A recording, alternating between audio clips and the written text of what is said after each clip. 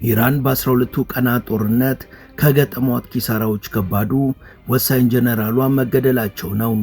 እኚህ ጀነራል ኢራን ኃያል ትሆን ዘንድ በዓለማችን የትኛውም ስፍራ ላይ የሚገኙ ጠላቶቿን ከሻድ እስከ መዋጅርና ፋታ ከድምፅ ፍጥነት በበለጠ ፈጥነው ኢላማቸውን ድባቅ የሚመቱ የረቀቁ ሚሳኤሎችንና ድሮኖችን ትታጠቅ ዘንድ የአንበሳውን ድርሻ የተወጡ ጀነራል ናቸው።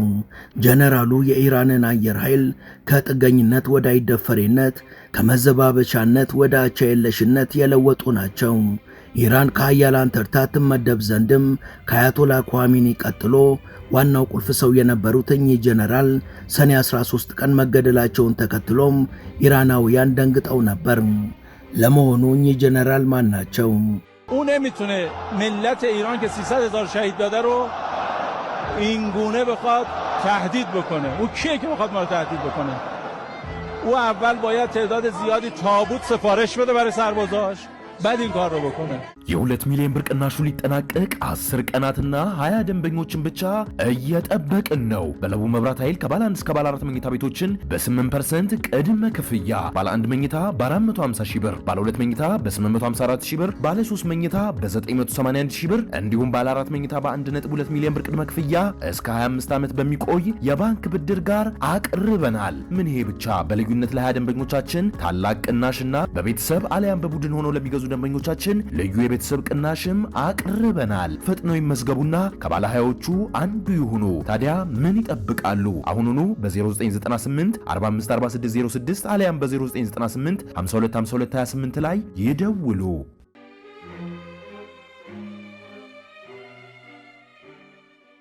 ሰላም በመላው ዓለም የምትገኙ ወደ የመሿለኪያ ቤተሰቦች፣ በዛሬው መሰናዷችን የኢራን የአይን ብሌን ስለነበሩትና ኢራንን ለኃያልነት ስላበቁት ጀነራል እናወጋችኋለን።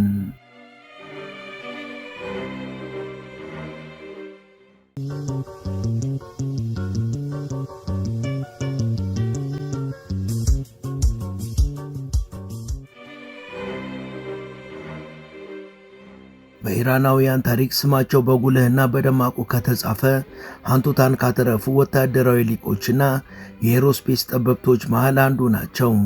ብርጋዴር ጀነራል አሚር አሊ ሐጅዛደ ከጥቅምት 2009 በእስራኤል የአየር ጥቃት እስከሞቱበት እስከ ጁን 13 2025 ድረስ የኢራን የሪፐብሊክ ጋርድ አባልና የአየር ኃይል አዛዥ ሆነው አገልግለዋል።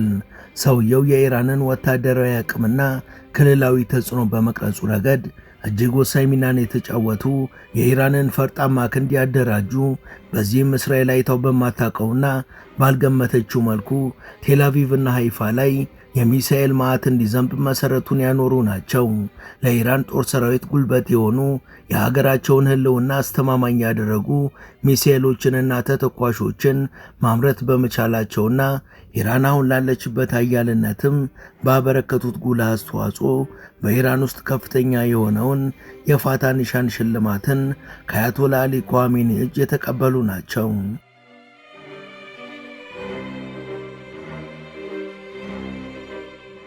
እንደ አውሮፓውያን አቆጣጠር የካቲት 28 ቀን 1962 በኢራን ዋና ከተማ ቴሄራን እንደተወለዱና የቤተሰቦቻቸው መነሻ ደግሞ ካራጅ ኮራም ዳሸት ከመሆኑ በስተቀር እንደ አብዛኞቹ የሪፐብሊክ ጋርድ አዛዦች በስራቸው ምስጢራዊነት ምክንያት ስለ ትዳር አጋራቸው፣ ልጆቻቸው ወይም ቤተሰቦቻቸው እንዲሁም የግል ሕይወታቸው ምንም ከማይታወቁ የኢራን ከፍተኛ አዛዦች መሃል አንዱ ናቸው።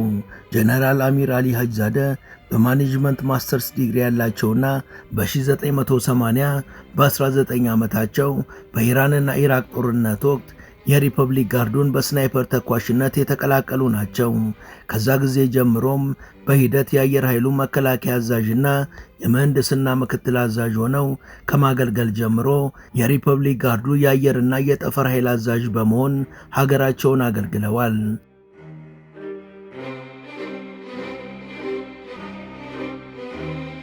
የእውቀታቸው ከወሰዱት ወታደራዊ ስልጠና ጋር ተዳምሮ በኋለኛው ሕይወታቸው በተወሳሰቡ ወታደራዊና ስትራቴጂካዊ ውሳኔዎቻቸው ስኬታማ እንዲሆኑ አስችሏቸዋል።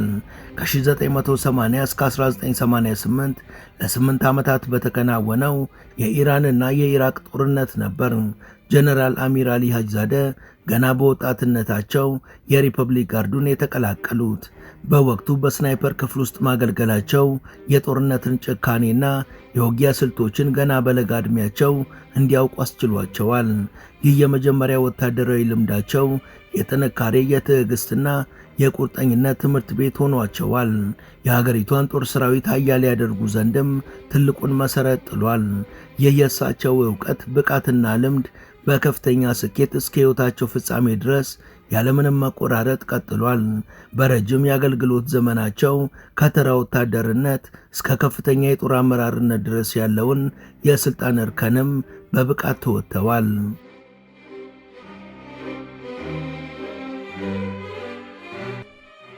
ጀነራል አሚር አሊ ሀጅዛደ በጥቅምት 2009 የሪፐብሊክ ጋርዱ የአየር ኃይል አዛዥ ሆነው የተሾሙ ሲሆን ይህ ሹመታቸውም በኢራን የመከላከያ ስትራቴጂ ውስጥ ያላቸውን ወሳኝ ሚና አጉልቶ ያሳያል ተብሏል። ጀነራል አሚር አሊ ሀጅዛደ የአየር ኃይል አዛዥ በነበሩበት ወቅት የኢራንን የሚሳኤልና የድሮን ፕሮግራሞችን በማጎልበቱ ረገድ ትልቅ ሚናን ተጫውተዋል። እነዚህ ፕሮግራሞች የኢራንን የሚሊተሪ አቅም ከማሳደግ ባለፈ በክልል ውስጥ የነበራትን ተጽዕኖ ለማሳደግ ወሳኝ ሚናን ተጫውተዋል።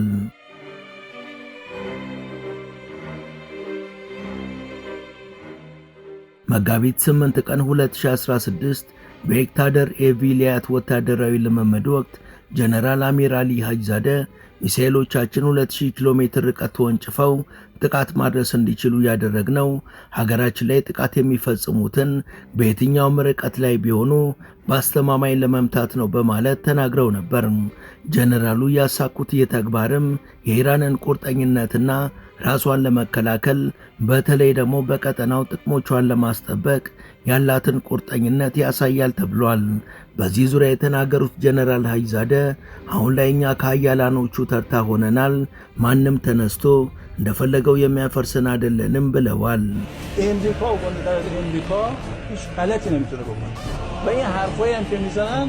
ፈጣሪ ይመስገን አሁን ጥሩ አቅም ገንብተናል። አሁን ላይ እኛ ከሀያላን ተርታ ተሰልፈናል። ስለዚህ የትኛውም ሀገር እኛን ሊያወድምና ሊያፈርሰን አይችልም። የትኛውንም አይነት ጥቃት የመመከት አቅምም አዳብረናል።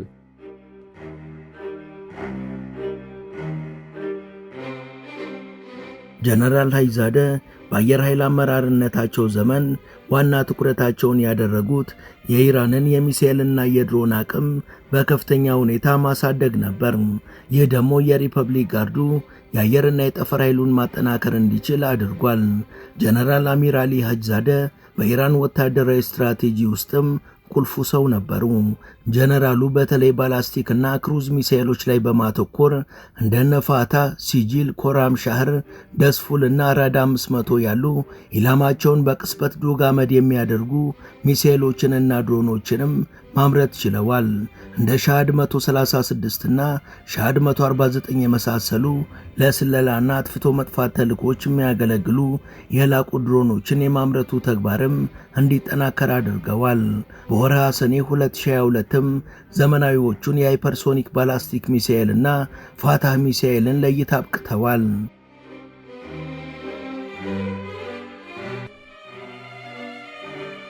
በየካቲት 2023 ደግሞ 1650 ኪሎ ሜትር ርቀት ተጉዞ ጥቃት መሰንዘር የሚችለውን ክሩዝ ሚሳኤል ማምረት የቻሉ ሲሆን እነዚህ ተግባሮቻቸውም ኢራን ረጅም ርቀት ስፍራዎች ላይ የነበራትን የማጥቃት አቅም በእጅጉ ያሳደገ ነው ተብሏል።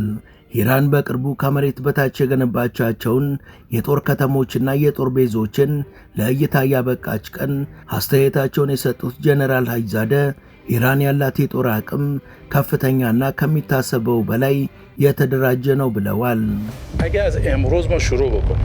هر هفته یه رونمایی از یه شهر موشکی داشته باشیم هر هفته تا 2 سال دیگه تموم نمیشه እኛ ባለፉት ጥቂት ዓመታት ከጦር ሰራዊትና ከጦር መሳሪያዎች ጋር በተያያዘ አቅማችንን በደንብ ገንብተናል። አሁን አስፈላጊ ከሆነ በየሳምንቱ ከምድር በታች የሚገኝ የሚሳኤል ከተማን ለእይታ ማቅረብ እንችላለን። ይህ ፕሮጀክታችንም የሚቀጥሉት 2 ዓመታት ድረስ የሚቀጥል ነው።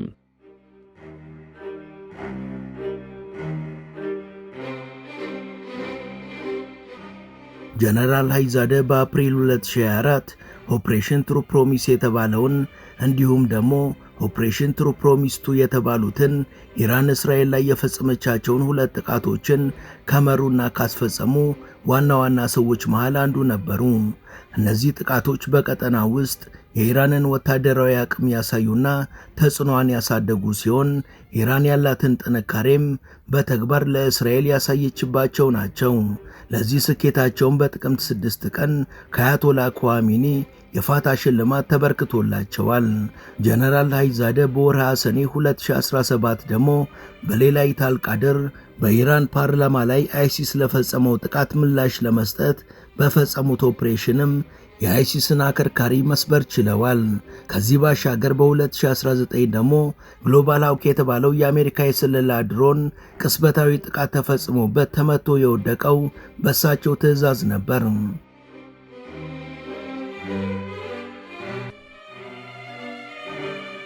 የጋዛ ጭፍጨፋንም ሆነ እስራኤል የምታካሄዳቸውን ቅጥ ያጡ ወረራዎችን ዘውትር የሚቃወሙትና ሁሌም ከተበዳዮች ጎን በመቆም የሚታወቁት ጀነራል ሃይዛደ ታኅሳስ 1 ቀን 2023 በአይሪን ቴሌቪዥን ለተማሪዎች ባደረጉት ንግግር አንዳንድ ሰዎች ኢራን ከፍልስጤም ጋር በተያያዘ ምን አደረገች ብለው ይጠይቃሉ። ኢራን ማድረግ ያለባትን አድርጋለች። የጋዛ ሰዎች ከጥቂት ጊዜ በፊት የመከላከያ መንገዳቸው በጠርሙስ የሚሰራ ፈንጂ ብቻ ነበር።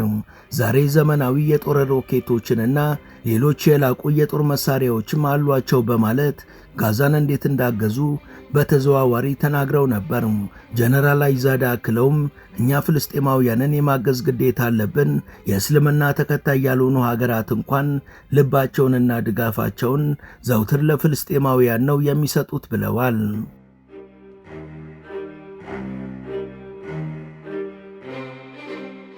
የጀነራል ሃይዛደ የአመራርነት ዘመን በወታደራዊ ስኬቶች ብቻ የተገደበ ሳይሆን በአወዛጋቢ ነገሮችም የታጀበ ነው።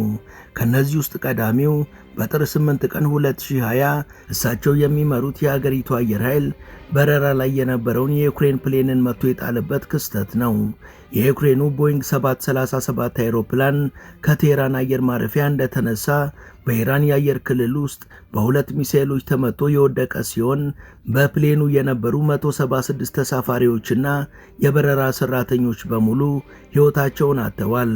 ኢራን ከክስተቱ በኋላ በነበሩ የመጀመሪያ 3 ቀናት ላይ ጥቃቱን መፈጸሟን ብትክድም የተለያዩ ማስረጃዎች ሲወጡና የዓለም አቀፍ ጫናዎች እየጨመሩ ሲሄዱ ግን ጥር 11 ቀን የአየር ኃይል ኃላፊው ጀነራል ሃይዛደ በወቅቱ ምን እንደተፈጠረ አላወቅኩም፣ ጥቃቱ በስህተት ነው የተፈጸመው፣ ለዚህ ክስተት ሙሉ ኃላፊነቱን ወስዳለሁ በማለት መግለጫ ሰጥተዋል።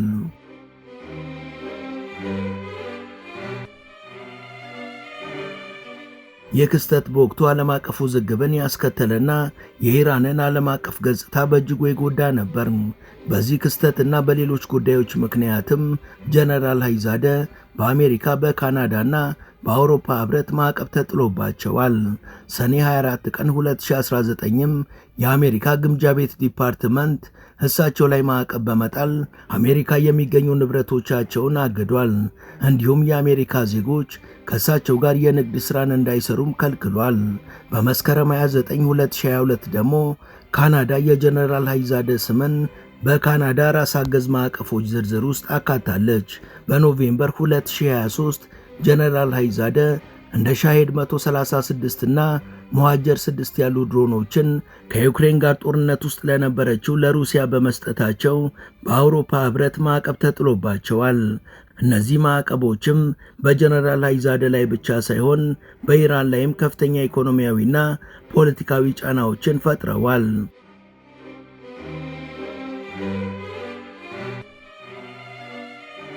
በኢራን ጦር ሰራዊት ታሪክ ውስጥ ትልቅ አሻራቸውን በጉልህ ያሳረፉትና ተጽዕኖ ፈጣሪ የነበሩት ጀነራል ሃይዛደ የኢራንን የጦር ሰራዊት አቅም በማጎልበትና ክልላዊ ተጽዕኖን በማስፋፋት ረገድ ትልቅ ሚናን ተጫውተዋል።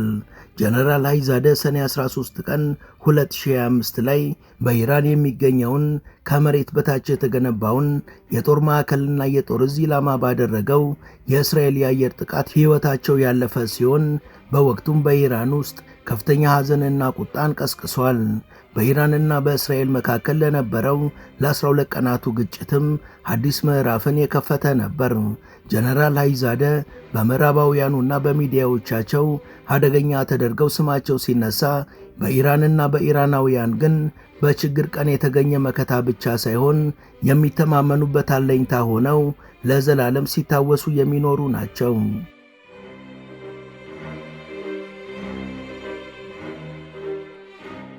ጀነራል ሃይዛደ በዩክሬኑ ጦርነት ወቅት ሩሲያ ጥቅም ላይ ታውላቸው ዘንድ ሻድ 136 እና መዋጀር 6 ባላስቲክ ሚሳኤሎችን ለሩሲያ የሰጡ ሲሆን በዚህ ተግባራቸውም በኖቬምበር 2023 የአውሮፓ ህብረት ማዕቀቦችን ቢጥልባቸውም እሳቸው ግን ለሩሲያ ያላቸውን አጋርነት ዘውትር ባንደበትም ሆነ በተግባር የሚገልጹ ናቸው። ጀነራል ሃይዛደ ከመገደላቸው ከቀናት በፊትም እኛ ዓላማችን ሰዎችንና መሪዎችን መግደል አይደለም እንጂ የምዕራባውያን መሪዎችን በአሁኑ ሰከንድ መግደል እንችላለን ብለው ተናግረው ነበር። هزار نفر از اینا کشته بگیریم میتوانست منتها یه مش سرباز بدبختن که اینا خیلی کشتن اینا که هدف ما እኛ ከነሱ ወገን በሺዎች የሚቆጠሩን መግደል እንችላለን። መሪዎቻቸውንም በዚች ሰከንድ ላይ መግደል እንችላለን። ግን እኛ ሰዎችንም ሆነ መሪዎች የመግደል ፍላጎት የለንም። በጦርነቱ ብዙ ወታደሮች መሞታቸውን ራሱ አንደግፍም። ግን መተው ሀገራችን ከደበደቡ መልሰን ጥቃት ከመሰንዘር ውጪ ምን አማራጭ አለን?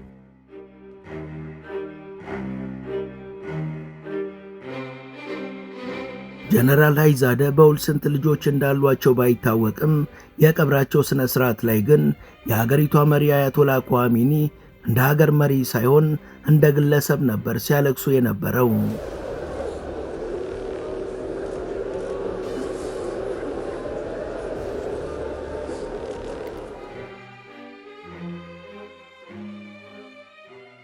ጀነራል ሃይዛደ ምን ያህል ልጆች እንዳሏቸው በውል ባይታወቅም የቀብር ስነ ስርዓቱ ከመከናወኑ ከደቂቃዎች በፊት የአያቶላ ኳሚኒ አማካሪ የጀነራሉን ልጅ አቅፈው ሐዘናቸውን እየገለጹ ያጽናኑበት ሂደትም በቴሌቪዥን መስኮቶች የታየና የጀነራሉን ታላቅነት የሚመሰክር ነበር።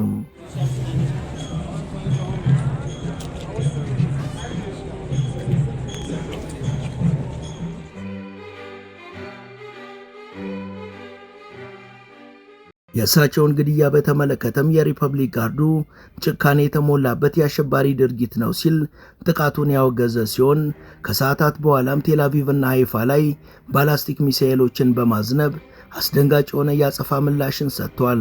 እሳቸው ከሞቱ በኋላም ሰኔ 14 ቀን 2025 አያቶላ ኳሚኒ ብርጋዴር ጀነራል ማጂድ ሙሳቪን አዲሱ የሪፐብሊክ ጋርዱ የአየርና የጠፈር ኃይል አዛዥ አድርገው ሾመዋል።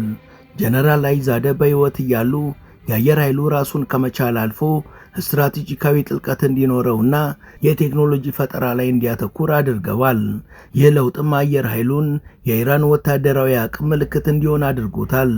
የኢራንን የመከላከያ አቅምም ከማሳደግ ባለፈ እነዚህ ፕሮግራሞች ኢራን በክልል ውስጥ ያላትን የጂኦፖለቲክስ ተጽዕኖ ለመጨመር ቁልፍ መሳሪያዎች ሆነዋል።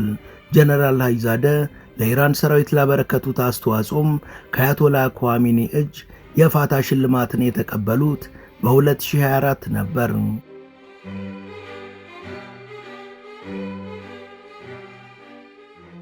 ወደ ቻናላችን ቤተሰቦች ለዛሬ ያሰናዳንላችሁ ይህን ይመስል ነበር። እስከ ዝግጅታችን ፍጻሜ አብራችሁን ስለቆያችሁ ከልብ እናመሰግናለን። በቀጣይ ቢሰሩ የምትሏቸውን ርዕሰ ጉዳዮች ብትጠቁሙን ደስ ብሎን እንቀበላለን። ቻናላችንን ሰብስክራይብ እና ላይክ ማድረግ አትርሱ እያልን ለዛሬ በዚሁ ተሰናበትን። መልካም ጊዜ።